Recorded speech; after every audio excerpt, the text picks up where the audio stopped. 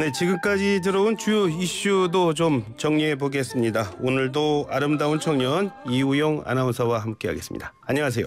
안녕하십니까, 이우영입니다. 예. 조금 전에 얘기를 하긴 했지만요. 어제 국회 본회의에서 열렸던 이재명 대표 체포동의안 얘기 좀 하겠습니다. 결국 부결이 됐습니다. 압도적인 부결 민주당 자신했는데 그렇지는 않았어요. 네, 맞습니다. 더불어민주당이 믿었던 압도적 부결을 위해서는 민주당 169석의 야권 성향 무소속 의원 등 최소 175석은 나왔어야 합니다. 예. 하지만 막상 뚜껑을 열자 부결 138표라는 예상치 못한 결과에 민주당 의원들 당혹스러움을 감추지 못했는데요. 예. 가결표가 139명으로 민주당 또는 야권 성향 의원 가운데 가결 17명이 나온 셈이고 예. 여기에 무효와 기권 등을 합치면 이탈표는 무려 37표에 달한 겁니다. 어제 저도 봤지만 체포동의안 개표하는데 1시간 이상 걸리더라고요. 맞습니다. 무효 논란에 휩싸인 투표용지 2장 때문이었는데요. 사실 이 두 표가 체포동의안의 가부에는 영향은 없었습니다. 찬성과 반대 차이가 한 표 차이여서 결과적으로 어느 쪽이 더 많았느냐가 달라질 수 있었기 때문인데요. 예.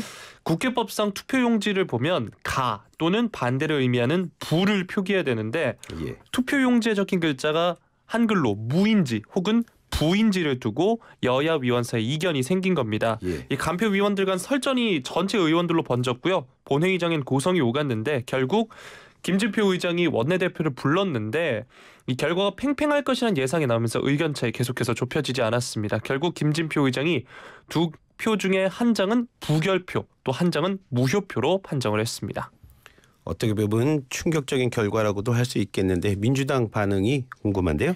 네, 당장 친이재명계 의원들의 반응을 보면 당혹스럽고 놀랍다라는 반응입니다. 또 이탈표에 대해서 유감스럽다는 입장인데요.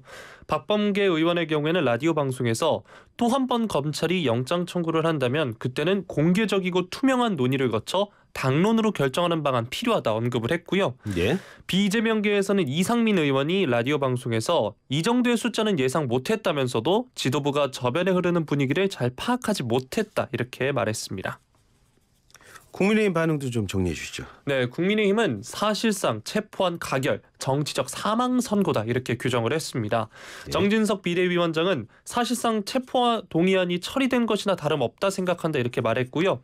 장동혁 국민의힘 원내대변인은 더불어민주당 의원들이 최소한의 양심과 국민들에 대한 책임감으로 찬성 표결에 나서준 것에 대해 다행스럽게 생각한다 이렇게 말을 하면서 이번 표결 결과 이재명 대표에 대한 정치적 사망 선고다 말했습니다. 당연한 수순이 아닐까 하는데 2차 체포동의안 얘기가 벌써 나오고 있는 것 같습니다. 당 안에서조차 이제 2차 체포동의안 부결 이젠 장담할 수 없다 이런 말이 나오고 있다고요? 네, 검찰이 수차례 구속영장 청구에 나설 가능성이 높은 상황에서 방탄정당이라는 여론의 비판을 감수하면서 번번이 체포동의안을 부결시키기가 쉽지 않다라는 겁니다. 검찰이 대장동 미래 특혜개발, 또 성남FC 후원금 의혹 외에도 백현동 특혜개발 의혹, 또 쌍방울 대북송금 의혹 수사에도 박차를 가하고 있는데요. 네. 또 당장 이 대표는 당원 80조의 벽도 넘어야 하는 상황입니다. 당원 80조를 살펴보면 뇌물 등 부패 혐의로 기소되면 당직을 정지하되 당무위원회에서 정치 탄압 등 부당한 수사라는 판단을 해야 당직 정지에서 벗어날 수 있다 이렇게 나와 있는데요. 예. 이 심사 단계에서 이 대표 거취를 둘러싼 논란이 증폭될 수도 있습니다. 더 자세한 얘기는 2부에서 박원석 전 의원과 좀 나눠보겠습니다. 네. 자, 두 번째 이슈 살펴보겠습니다. 정순신 변호사 아들의 학교폭력 문제로 국가수사본부장 임명 하루 만에 물러이 난 일이 있었는데 그런데 정 변호사를 후보자로 추천한 사람이 바로 윤익은 경찰청장 아닙니까? 그런데 맞습니다. 학폭 문제를 전혀 몰랐다. 그런 말을 했다고요? 네, 윤익은 경찰청장이 어제 오전 서대문구 경찰청에서 취재진과 만났습니다. 이 예. 질문을 받자 전혀 몰랐다라고 답을 했는데요. 이어서 국수본부장 임명과 관련해 본인이 추천권자로서 일련의 상황에 대해 안타깝게 생각하고 있다. 후속 절차를 최대한 신속하게 진행해서 공백우려 없도록 하겠다 말했습니다. 예, 그냥 몰랐다가 아니라 전혀 몰랐다 이렇게 얘기를 했다고 합니다. 네. 윤 청장 이제 취임한 지 한 6달 정도 되죠? 이제 맞습니다. 청장이 되고 나서 가장 큰 고비를 맞았다 이렇게 볼 수도 있는 거겠네요. 네, 2021 1년 12월 치안감을 달고 8개월 만에 치안 점검을 거쳐서 경찰청장에 오르는 전례 없는 초고속 승진을 한 바 있습니다. 그렇죠. 지난해 10월 29일 발생한 이태원 헬로윈 참사로 책임론이 당시 불거졌는데 경찰청 특별수사본부가 무혐의 처분해서 한 차례 고비를 넘긴 바 있는데요. 예. 하지만 이번 사태로 연이어 퇴진론이 나오고 있습니다. 퇴진론 관련해서도 기자들이 질문을 던졌는데 고민을 늘 하고 있다 답했습니다. 시민단체가 이번 일과 관련해서요. 정 변호사 또 윤익은 경찰청장을 고발했는데 고발을 한 곳이 다름이 아니라 또 경찰이었습니다. 경찰 고발을 해요? 맞습니다. 시민단체 서민민생대책위원회가 정 변호사는 허위 공문서 작성, 위기에 의한 공무집행 방해 혐의 등으로 고발을 했고요. 예. 윤 청장은 직권남용 권리행사 방해, 강요, 채용절차법 위반 등 혐의로 서울경찰청에 고발했다고 오늘 밝혔습니다. 예. 윤 청장 건을 살펴보면 이 경찰청 내 수사를 전문 분야로 하는 치안감, 치안정감이 있음에도 정 변호사가 윤석열 대통령과 가깝다는 이유로 국수본부장 최종 후보자로 단수 추천에 임용했다면서 이로 인해서 경찰의 명예가 훼손되고 경찰 수사 기능 일시적으로 마비됐다. 채용절차법 위반에 해당한다 주장했습니다. 아들 학폭이 있었는지 몰랐다라고 또 얘기한 사람 또 있습니다. 바로 한동훈 법무부 장관이었죠? 네, 한 장관이 어제 국회에서 기자들과 만나서 법무부 인사정보관리단은 대통령실 의뢰를 받는 것에 한해 기계적, 1차적인 검증을 하는 조직이어서 검증 내용을 상세히 이야기하는 게 부적절하다면서 논란을 전혀 알지 못했다 이렇게 답변을 했습니다. 예. 또 후보자에 대한 질문지를 구체적으로 한다든가 법원과 어떤 판결이라든가 이런 부분들은 본인 동의를 받아서 확인할 수 있는 방안을 대안으로 고려할 수 있다 이렇게 말했습니다. 정순신 변호사 뭐 윤석열 사단이다 이런 얘기를 하고 있습니다. 어떤 인연이 있으니까 윤석열 사단이다 이런 말을 할 것 같은데요. 네, 정 변호사가 윤석열 대통령과는 대검찰청, 서울중앙지검 등에서 함께 근무한 인연이 있습니다. 예. 윤 대통령이 대검찰청 중앙수사부 2과장이던 2011년 대검찰청 부대변인으로 일했고요. 윤 대통령이 서울중앙지검장일 때는 서울중앙지검 인권감독관으로 근무한 대표적인 윤석열 사단이라고 이라는 보도가 나오고 있습니다. 자, 국민적 공분 일어났습니다. 하지만 다 몰랐다고 합니다. 자신의 책임에서 또 한 발 물러선 모양새인 곳이 또 한 곳이 있습니다. 바로 대통령실이 아닐까 하는데요. 네, 대통령실은 일단 부실 검증 논란에 대해 인정하고 시정하겠다 이런 분위기긴 합니다. 인정은 했군요. 네, 네. 브리핑에서 검증의 구체적인 과정을 말하는 건 적절치 않고 결과적으로 어떤 처분을 했느냐가 중요하다 말했는데요. 예. 국민이 우려할 만한 의구심이 제기된 뒤 후보자 본인이 사퇴했고 또 임명 취소까지 24시간이 걸리지 않았다면서 국민도 이런 부분에 대해 평가해 줄 것으로 생각한다 밝히기도 했습니다. 예. 윤 대통령은 어제 연세대 졸업식에서 이주호 사회부총리 겸 교육부 장관을 만났는데요. 예. 교육부 중심으로 종합대책 마련해달라며 일방적이고 지속적인 집단폭력은 교육 현장에서 철저히 근절해야 한다. 대책 마련을 특별 지시했습니다. 예. 대책 마련을 지시했다고 합니다. 세 번째 소식은 우리 청년들 얘기해 보겠습니다. 네. 청년 한 명이 무려 8천만 원이 넘는 빚을 지고 있는 걸로 나타났어요. 네. 그렇죠? 청년 소식에서 밝은 소식이었으면 했는데 그렇지 않은 소식이고요. 예. 어제 한국보건사회연구원의 청년 미래의 삶을 위한 자산 실태 및 대응 방안 보고서에 따르면 19세에서 39세 청년이 가구 주인 가구의 평균 부채가 2021년 기준 8,455만 원으로 조사가 됐습니다. 예. 이게 2012년 기준으로 따지면 2.48배 오른 거고요. 부채는 임대 보증금을 제외한 금융부채고요. 평균값은 부채가 없는 청년을 포함해서 계산이 됐습니다. 예. 만약에 부채가 있는 청년만을 대상으로 하면 평균 부채액은 1억 1,511만 원에 달했습니다. 예.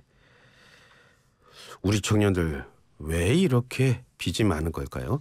네, 일단 집값 급등, 또 이로 인한 주택 마련의 어려움 심화, 또 부동산 투자 열풍 등의 상황과 관련이 있습니다. 뭐 예. 영끌, 비투 이런 것들이 있었죠.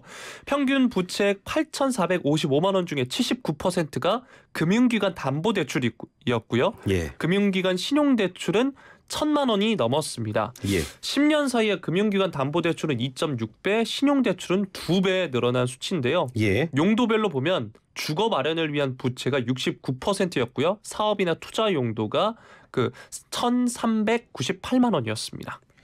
보고서예요. 보고서니까 우리 청년들 뭐 도움이 될 만한 얘기는 없었습니까?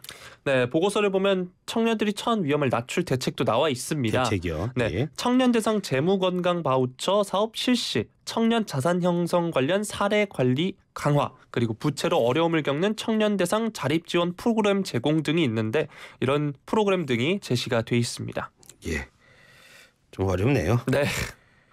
한 번 물면 놓지 않은 우리 이우영 아나운서입니다. 지난주에 독일 축구 레전드 스타 위르겐 클린스만이 우리 대표팀 감독 될 수도 있을 거다 이런 말씀을 해주셨는데 결국 우리 대표팀의 지휘봉을 잡게 됐습니다. 네, 어제 대한축구협회가 남자 축구대표팀의 새로운 사령탑으로 독일 출신의 위르겐 클린스만 전 독일 대표팀 감독 선임했다 밝혔습니다. 예. 계약 기간이 2026년 북중미 월드컵 본선까지로 3년 5개월이고요. 뭐 연봉은 정확히 밝혀지지 않았지만 벤투 감독의 연봉을 상회하는 수준인 것으로 알려졌습니다. 예. 이로써 클린스만 감독은 다음 주에 입국해서 3월 24일 울산에서 열리는 콜롬비아와의 평가전에서 데뷔전을 치를 예정입니다.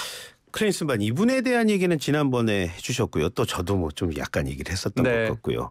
자, 이번에는 우리나라와의 어떤 인연이 있었는지 인연이 또 있다고요? 네, 일단 88년 서울 올림픽에 참가한 바 있고요. 예. 네, 그리고 94년 이 이야기는 저번에 해드렸는데 우리를 상대로 2골을 넣었습니다. 예. 또 당시에 넣은 터닝슛이 굉장히 화제가 됐었는데 저는 이제 한 2살, 3살이어서 잘 모르는데 예. 당시 운동장에서 이 골 장면을 따라하는 아이들도 많았다고 합니다. 예. 또 손흥민 선수와는 토트넘 핫스퍼 선후배 사이기도 하고요. 예.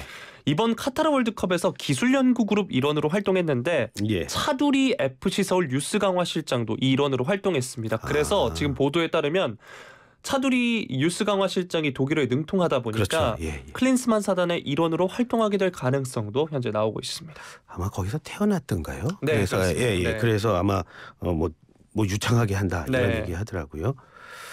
그런데 지난번에 감독설 나온 뒤에요. 국내외 전문가 가운데서는 우려하는 걱정하는 목소리도 좀 많았다고요? 네, 아무래도 기대보다 우려가 조금 많은데요. 예. 클린스만이 독일 대표팀 감독 시절에 자국에서 열린 월드컵 워크숍에 참석하지 않고 미국 자택에 머물러서 예. 이 거센 비난을 받은 적이 있습니다. 이를 의식해서인지 대한축구협회가 클린스만 감독 재임 기간 한국에 거주하는 것을 계약 조건으로 했다 전했고요. 예.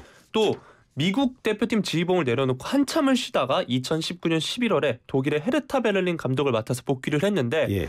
구단과의 갈등 끝에 77일 만에 물러난 바 있습니다. 예. 그런데 또 이 사퇴를 개인 소셜 미디어 계정을 통해서 밝혀서 당황하게 만든 바 있고요. 예. 자국 명문인 바이에른 뮌헨 감독 시절에는 부주장인 람 선수가 이 감독 전술적인 지도가 부족했다 폭로한 바 있고요. 또 독일 대표팀 이끌고 월드컵 3위를 기록할 때는 이 전술을 당시 수석 코치였던 레브가 모든 전술적 지시를 담당한 거다 전해지고 있습니다. 전 감독입니다. 이제 벤투 감독 때는 어땠어요? 사실 벤투 감독 때도 우려는 있었습니다. 예. 사실 현실적으로 축구 팬들이 기대할 정도의 명장을 우리 대표팀 감독으로 데려오긴 쉽지 않은데요. 예. 클린스만 감독과 마찬가지로 벤투 감독도 감독 커리어가 조금 꺾인 상황이었습니다.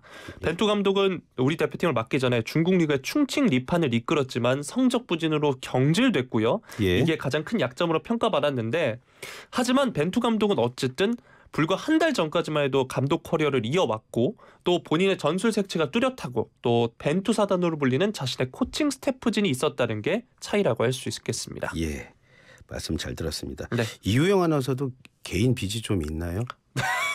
네, 있습니다. 네. 어려운 질문 하나 하겠습니다. 네. 아직도 총각인 거는 빚 때문이다 아니다. 예, 아니오로 대답해 주신다면요?